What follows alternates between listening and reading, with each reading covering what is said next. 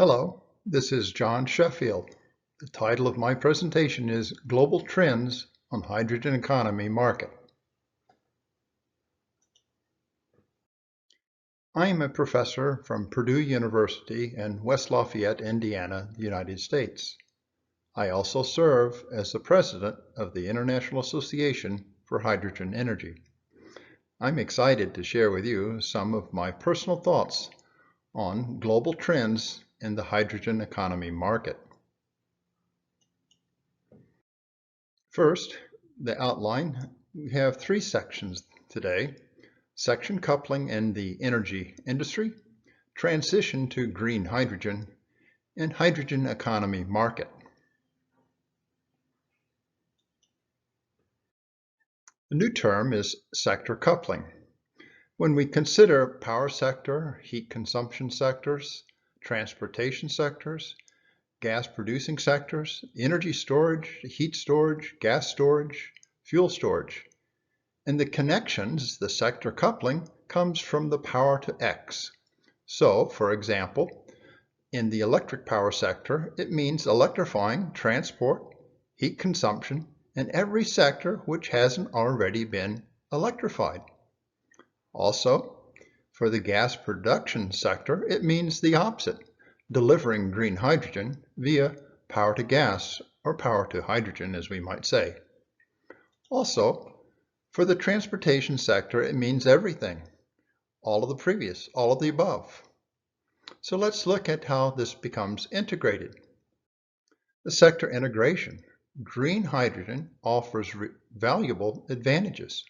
For example, if we have offshore wind or onshore wind energy, renewable, solar PV, through the grid we can go feed that renewable electricity to electrolyze water and take that hydrogen into storage, and when needed, that hydrogen can be fed to the fuel cells to produce power again. Therefore, we call this sector approach integration as power to power. Alternative, we could take the renewable electricity, that power, to electrolyze water to generate hydrogen and use that as injection into natural gas distribution system. Or an alternative is to take that green hydrogen and produce through a methanation process a synthetic natural gas. So we have this segue of a power to gas pathway.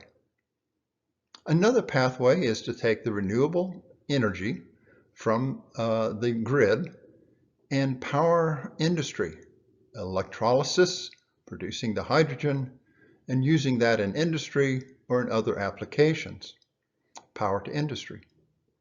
Another pathway is power to fuel, taking the renewable electricity, electrolyzing water, and taking that to use in industry that has the fuel, the fossil fuel equivalent.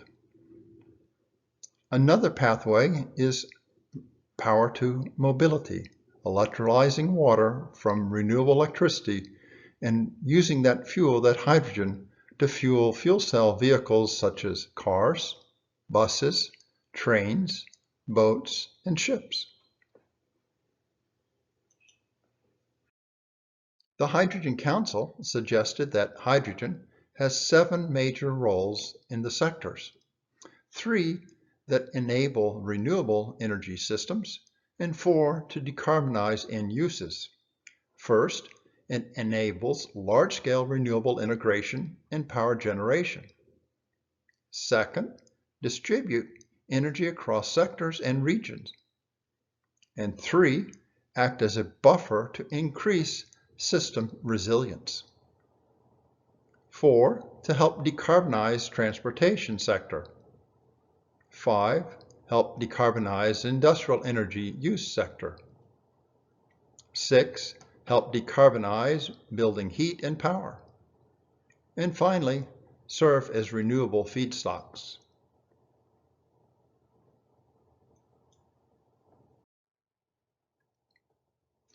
The annual demand for hydrogen could increase by a factor of 10 by the year 2050.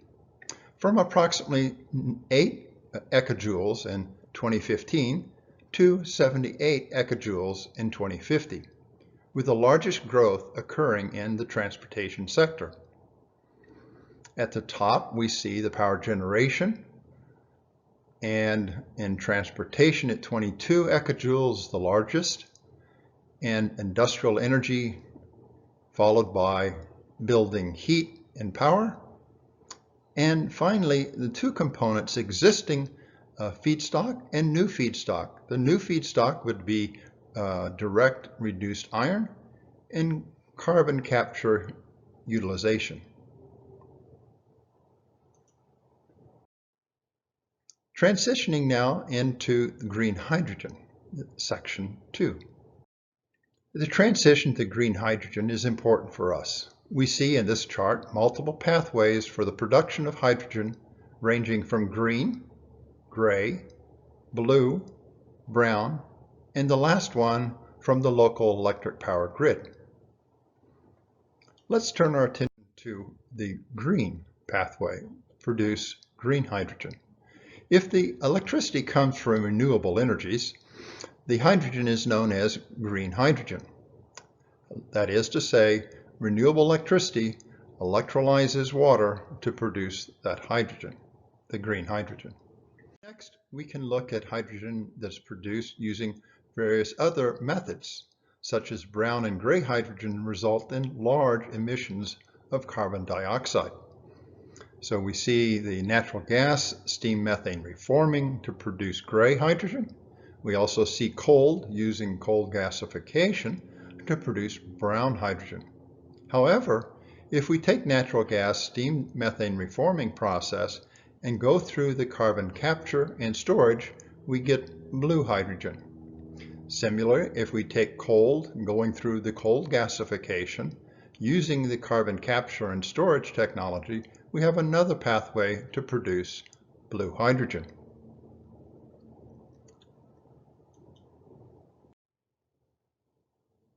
The blue hydrogen is a low carbon process because of that carbon capture and storage. Now, let's turn our attention to the technology that we referred to in the sector coupling in the previous section. That is to say, power to gas. In this case, we have the future state of blending hydrogen into the natural gas distribution system to offset the carbon content of the fuel.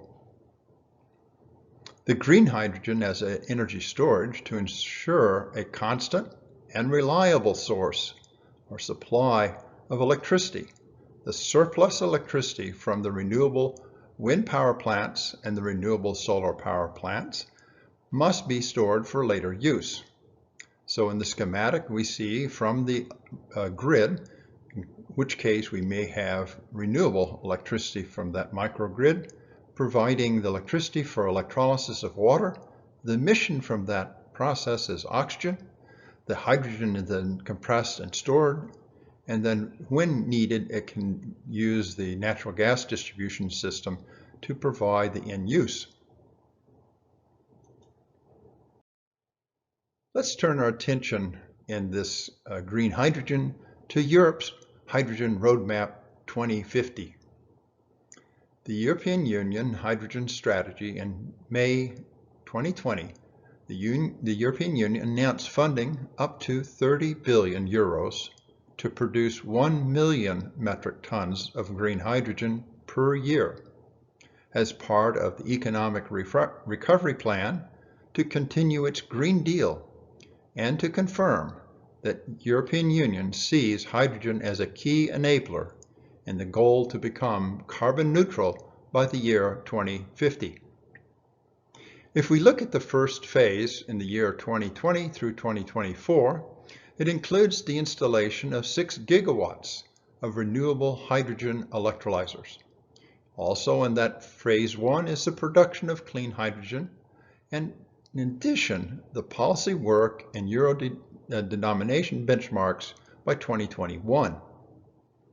The second and perhaps the most important phase is 2025 through 2030, with a higher of 40 gigawatt capacity of electrolyzers, higher production of clean hydrogen, hydrogen storage for seasonal flexibility, and retrofitting of existing fossil fuel-based hydrogen production methods with carbon capture and storage. Phase 3, in the years 2031 through 2050, we increase the renewable electricity production, use of hydrogen and its derivatives across a wider transportation sectors, and the creation of biogas from hydrogen paired with carbon capture storage to generate negative emissions. This is the Europe's Hydrogen Roadmap 2050, 3 phases. Now let's turn our attention to the hydrogen economy market. And as the title of the presentation, we're looking at global trends on the hydrogen economy market. One might ask the question, what has changed in the hydrogen economy market? That's a good question. Let's break that down into multiple parts. First, the global commitment to mitigate climate change and to focus on climate regulations is much stronger now than at any time previously in history. This is an important aspect of what has changed. Second, renewable energy costs have declined dramatically and are continuing to fall, significantly reducing the price gap between hydrogen from electrolysis, green hydrogen that is to say, and hydrogen derived from fossil fuels that, as we referred to, are gray and brown. Third, what has changed? Hydrogen and fuel cell technologies have experienced significant technical progress in their efficiency, durability, reliability, and cost reduction. This, of course, is critical and paramount to the success of the hydrogen economy market. And finally, the global transition towards electric mobility solutions. As we saw in the 2050 projections, that the largest component was in the electrification in the transportation sector. So as we think of the hydrogen mobility as an extended range of the electric mobility solutions. The message from Europe voters and those too young to vote is loud and clear. They want real action on climate change, and they want Europe to lead the way. This provides countries like South Korea a great opportunity to impact the hydrogen economy market. Leading the way, the European Union adopted strategies for energy system integration in hydrogen, paving the way towards a more efficient and interconnected energy sector, driven by twin goals of a cleaner planet and a stronger economy. Remember those in the earlier sections, the sector coupling. The European Green Deal aims to make Europe the first climate neutral continent by 2050. Currently, energy production and use account for more than 75% of the European Union greenhouse gas emissions, more than 75% of EU's greenhouse gas emissions. There are hydrogen economy market opportunities to increase the use of renewable electricity via electrification of the sectors that currently still rely on fossil fuels. Again, the most important part is this sector coupling. That is the game changer in the hydrogen economy market, sector coupling. If we reflect, 2020 will forever be remembered as the year of COVID-19. It has been a period of challenge and of hardship, but also a profound mindset change.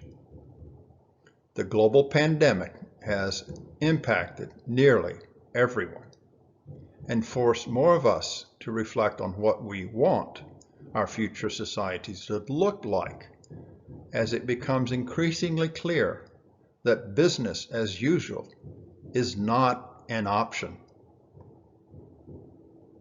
As countries invest in economic recovery, we must invest in a world we want, not the world we have.